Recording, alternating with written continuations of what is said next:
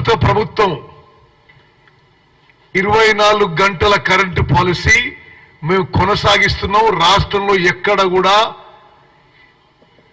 ఒక్క నిమిషం కూడా పవర్ ఫెయిలియర్ లేదు అని చెప్పి నేను మనం చేస్తున్నా. వ్యవసాయానికి కానీ వ్యాపారానికి కానీ ఇండ్లకి కానీ.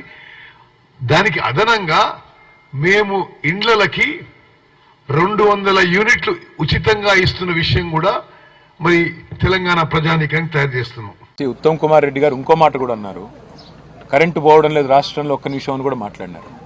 స్వయాన రేవంత్ రెడ్డి గారు కేశవరావు గారికి కండువా కప్పడం పాపం. ఎందుకంటే రేవంత్ రెడ్డి గారికి రైతుల కష్టాలు పట్టవు, రాజకీయ చేరికల్లో బిజీగా ఉన్నారు.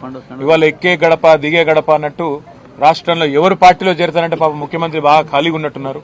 వాళ్ళ ఇళ్లలోకి పోయి మరీ కండువాలు కప్పుతా ఉన్నారు.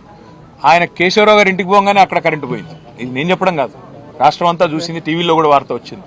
కాబట్టి కరెంటు పోతున్నదా ఉంటున్నదా, కేసీఆర్ ఉన్నప్పుడు నీళ్ళు ఎట్లుండే, కేసీఆర్ ఇవాళ రేవంత్ రెడ్డి గారు కాంగ్రెస్ వచ్చినాక నీళ్ళు ఎట్లుంది, కేసీఆర్ ఉన్నప్పుడు కరెంట్ ఎట్లుండే, ఇవాళ ఎట్లున్నది రాష్ట్రంలో అందరికీ కూడా తెలుసు. ఉత్తమ్ కుమార్ రెడ్డి గారు ఎంత బుకాయించినా ఎన్ని చెప్పినా వాస్తవాలుగానే ఉంటాయి. For more videos subscribe to BCN channel. గంట మర్చిపోకండి, కొట్టేసేయండి.